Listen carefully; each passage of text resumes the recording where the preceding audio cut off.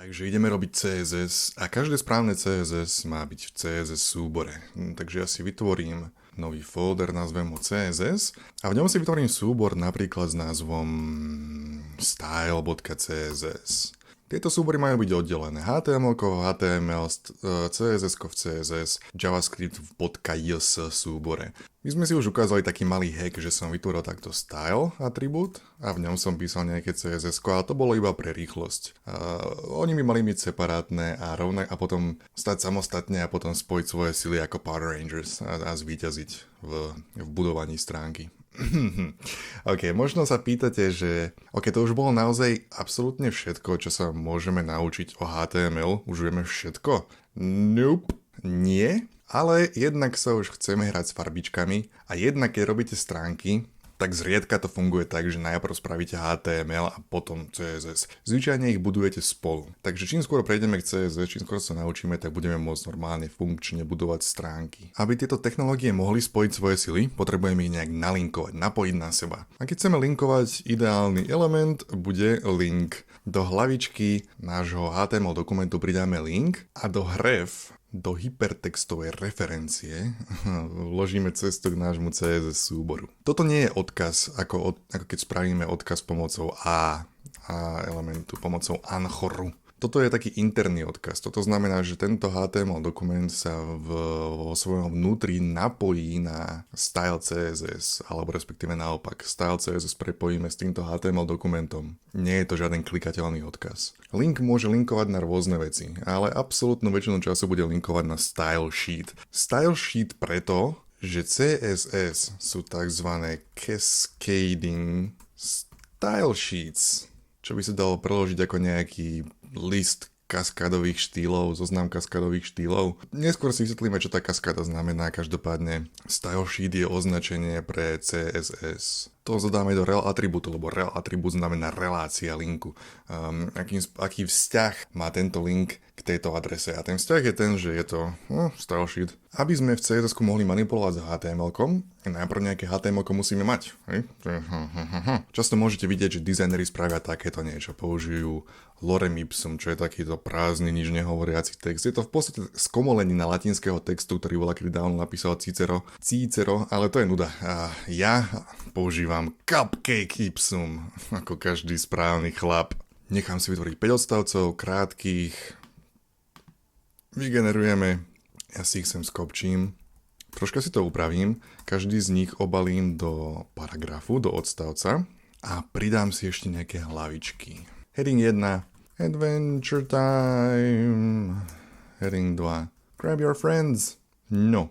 A takto vyzerá náš text, pochopiteľne a predvídateľne nudne, ale to len preto, že ešte necítil CSS Magic Touch na sebe. Takže v samotnom CSS-ku to vyzerá následovne. Najprv musíme povedať, s ktorým elementom chceme manipulovať, ktorý chceme štýlovať. Napríklad ja chcem štýlovať body element, ktorý obaluje celé hlavné telo stránky. Nasledujú zložené zátvorky a všetko, čo je vo vnútri nich, sú atribúty, ktoré chceme meniť. Povedzme, že chcem zmeniť šírku stránky. Z angličtiny šírka je width.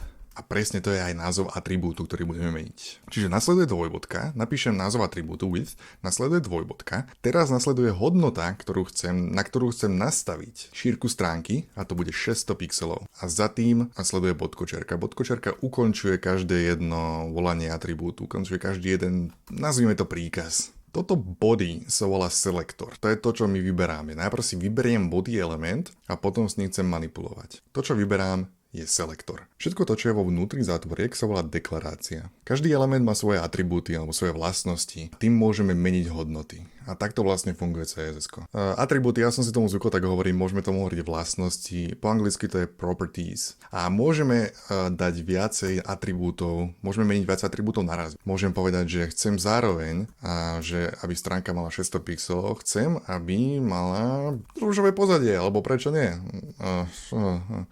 Tada! Teraz si možno hovoríte, že stránka evidentne má viacej ako 600 pixelov, normálne odborné oko na to hodíte a vidíte viacej, avšak 600 pixelov, tam hovoríme o tejto časti stránky, ktorá obsahuje ten samotný text. Tá nemá viacej ako 600 pixelov práve teraz. Výborne, takže máme to zúžené a máme krásne pozadie, ktoré by mohlo patriť napríklad stránke pre cukrovú vatu. Každopádne poďme sa pozrieť na ďalšie elementy. V CSS môžem tie isté hodnoty nastaviť pre viacej elementov naraz. Napríklad ja si môžem vybrať H1 element, ale zároveň H2 element. Oddelím to čiarkou a povedzme, že chcem zmeniť ich štýl rezu písma, ich font. To dokážem spraviť pomocou atribútu font family. A ja si poviem napríklad, že Lucida Grande je ten font, ktorý chcem použiť. V prípade, že hovoríme o viac slovných názvoch, dávame ich do úvodzoviek alebo apostrofov.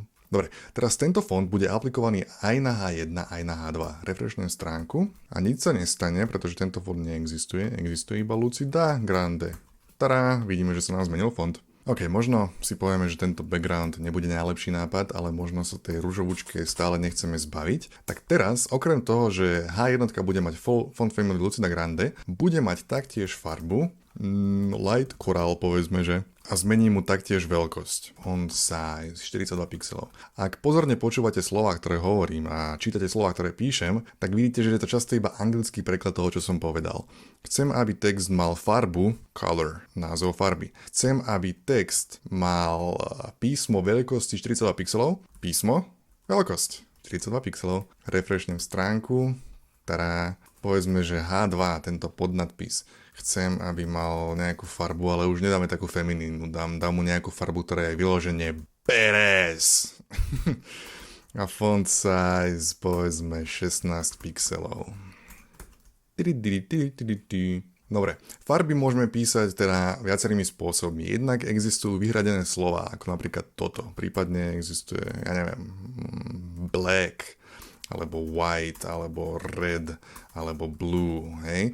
Ale tých je málo. Tých je možno nejakých 140 niekoľko takýchto vyhradených slov. Ak farieb sú však milióny a milióny. A presnejšiu kontrolu nad nimi dostaneme napríklad pomocou tohoto hexadecimálneho zápisu. Neskôr si ukážeme aj ďalšie formy nastavovania farieb. Dobre, ak sa vrátim na stránku, vidím, že element H1 a H2 sú od seba akosi odsadené. Sú odtlačené od seba. Rovnako každý odstavec je nejakým spôsobom odtlačený od seba. Spomínal som, že my si síce vieme meniť CSS, ale každý prehliadač má v sebe akési vlastné interné CSS s predvolenými nastaveniami. Medzi ktoré patrí napríklad to, že každý heading má pod sebou a občas nad sebou nejaký prázdny priestor. A často toto chceme vynulovať. Čiže dajme tomu, že ja sa vrátim k mojim H1, H2 nadpisom a dám margin 0.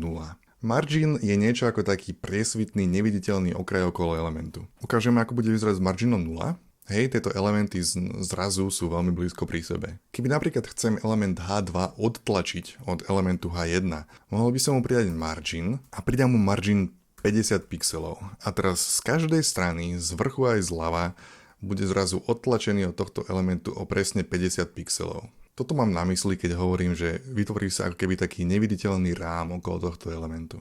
To je odtlačenie zvonka. Analóg k tomuto je tzv. Padding. Padding je niečo ako výplň, vypchávka, je to také čalúnenie, tapacírung. Je to vystlanie elementu zvnútra, je to opak marginu v istom zmysle, kde tam je to čalúnenie ako keby zvonka a teraz ho dáme dovnútra. Čiže keď teraz body elementu pridám padding nejakých 50 pixelov, tak všetko, čo je vo vnútri body elementu, bude tak pekne vyslané, takými 50 pixelmi. Jej. To znamená, že všetko sa tak troška odsunie od hrany toho body elementu. A to chceme, pretože nikdy nechceme, aby elementy boli zarazené na kraj stránky. Nikdy nechceme, aby elementy boli nalepené na seba, lebo to pôsobí stiesnenie a my chceme, aby elementy mohli dýchať, aby mali svoj priestor na život. A padding je šéf v tomto prípade. Čiže padding odsedenie zvnútra, margin odsedenie zvonka a dúfam, že to je jasné. A určite to bude jasné počas toho, ako budeme ďalej postupovať tvorbou stránok. Napríklad povedzme, že nechceme, aby tento H2 nadpis bol tak nalepený na tento prvý odstavec. OK. Padding bottom 20 pixelov. A tu vidíme špecifickejší zápis tohto paddingu. Teraz sme povedali, že špecificky chceme, aby tento padding bol iba od spodu. V opačnom prípade by to bol po celom orámovaní, po celom obrise, ale teraz je iba od spodu. A ešte povedzme, že chceme, aby element H2 mal orámovanie.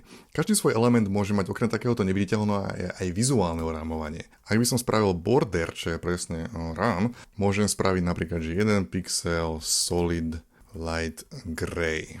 Tento zápis znamená, že chcem mať border, ktorý bude široký 1 pixel, bude celistvý, lebo môžeme ešte robiť také, že dotted, ktorý bude vybodkovaný, prípadne dashed, ktorý bude vyčerkovaný, ale ja chcem, aby bol solidný. Chcem, aby bol pevný a bledošedej farby. Refreshnem stránku a vidíme, že celý element je orámovaný. A povedzme si, že znova sa mi to tak celkom nepáči možno a chcem naozaj, aby bol orámovaný iba zo spodu. Rovnako padding bottom poznáme aj border bottom. Bam. Dobre, to je fajn. A čumnime ešte na tieto P elementy. Čiže ja si pridám P. A teraz, tento zápis znamená vyber každý jeden P element na stránke. Čiže to, čo nastavím sem, bude aplikované na všetky P elementy, ktoré sú na stránke. Neskôr si ukážeme systémy, ako sa to dá spresniť, aby sme si dokázali vybrať iba jeden špecifický a iba ten naštýlovať. Ale teraz chcem všetky, takže je to v pohode. Nastavíme takú tmavošedú farbu. Dajme tomu, že font size 16 pixelov, pretože 16 pixelov bude veľký font. Font family, znova nastavím nejaký iný font. A pridám ešte jeden atribút, ktorý sme si neukázali, line height. Angličtinári vedia, že line height je čo? Výška riadku 26 pixelov. Keď teraz refreshnem našu stránku, tada, aby som ozrejmil, keď odstránim tento line height, môžem ho jednak vymazať, ale môžem ho taktiež zakomentovať. Lomitko, hviezdička, začne komentár, hviezdička lomitko ho ukončí. Toto je informácia, ktorú teraz prehľadač bude ignorovať, ale my to tam vidíme a môžeme to kedykoľvek odkomentovať a použiť znova. Takže teraz som zastavil tento line height, už tam nebude. Refreshnem stránku a vidíme, že text sa viacej nalepil na seba. Pomocou line height ho môžeme troška znova mu dať priestor na dýchanie. A týmto vieme tak dopomôcť čitateľnosti. Hovorí sa, že medzera medzi riadkami by mala byť väčšia ako medzera medzi slovami, lebo vtedy oko môže pekne plávať po dĺžke riadka a nepadá smerom dole alebo hore.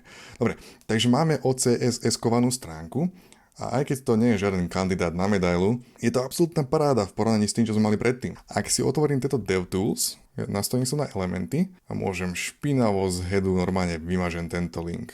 A mimochodom, počkajte, skúsim niečo. Haha, teraz by ste to mali vidieť lepšie. Vymažem link.